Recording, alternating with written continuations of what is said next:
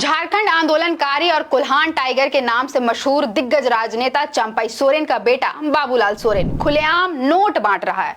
घाटशिला विधानसभा seat से Bharatiya Janata party का प्रत्याशी बाबूलाल सोरेन शर्म लिहाज कानून और नियमों की धज्जियां उड़ाकर नोट के बदले वोट खरीदने की जुगत में लगा है। पहले आप इस वीडियो को गौर से देखिए। लंबे बालों वाला यह व्यक्ति बाबूलाल सोरेन है, पूर्व मुख्यमंत्री चंपई सोरेन का बेटा। यह भीड़ के बीच खड़ा है। पृष्ठभूमि में बाबूलाल सोरेन का नाम का जयकारा लग रहा है। समर्थक एक लाल रंग का गमछा लिए खड़ा है। उस गमछे में पैसा है, अकूत पैसा, कितना उसका हिसाब नहीं। बाबूलाल सोरेन मुट्ठी भर भर कर नोट बांट रहे हैं। पब्लिक सामने कुछ नोट पा लेने को आतुर खड़ी है। क्या करेगी सरकार? सिस्टम और राजनीति ने उनको इतना पंगु बना दिया है कि सामने जो मिला वही उसे अपना भाग्य लगता है। जिस चंपई सोरेन के बूते भाजपा कोल्हान विजय का संकल्प लेकर चली है, उसके बेटे को अपने पिता की विरासत पर इतना भी यकीन नहीं है कि उसे घाटशिला के लोगों का समर्थन मिलेगा।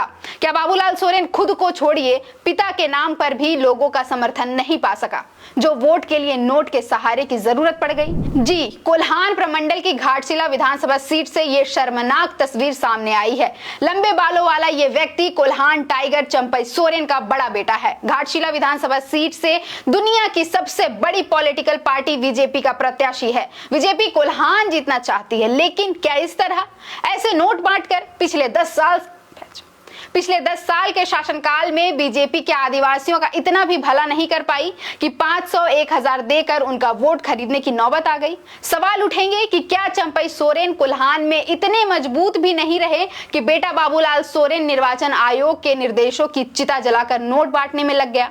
नोट के बदले वोट, भारतीय राजनीति में हर चुनाव की यही नियति है। सियासी जानकार मानते हैं कि भारत के किसी भी चुनाव में वोटर्स की मंशा वोटिंग के एक रात पहले बदल जाती है। उनकी पसंद का प्रत्याशी कौन होगा, ये इस बात पर निर्भर करता है कि ये चुनाव से ठीक एक रात पहले किस प्रत्याशी ने कितना नोट बांटा है। आमतौर पर ये सब बातें पर्दे के पीछे कानाफूसी में कही और करी जाती है, लेकिन कोल्हान टाइगर के बेटे बाबूलाल सोरेन ने तो इसे खुलेआम कर दिया।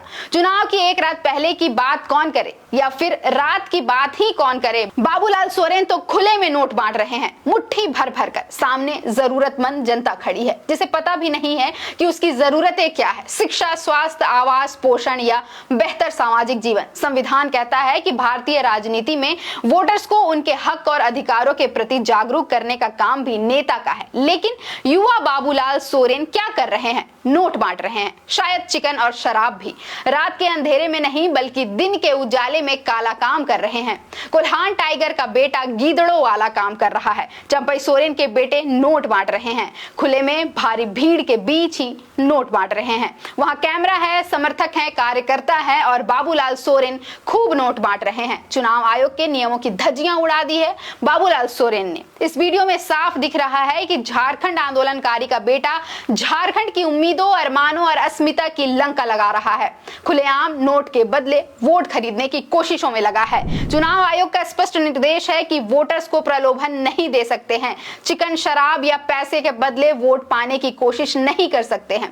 पूरे राज्य में सैकड़ों चेक पोस्ट बने हैं नोटों की आवाजाही रोकने के लिए। इसके बाद भी बाबूलाल सोरेन नोट लेकर घाटशिला पहुंचे। भीड़ के बीच में, दिन के उजाले में, कैमरे के सामने खुलेआम नोट बांटने की हिमाकत की। किसकी शह पर?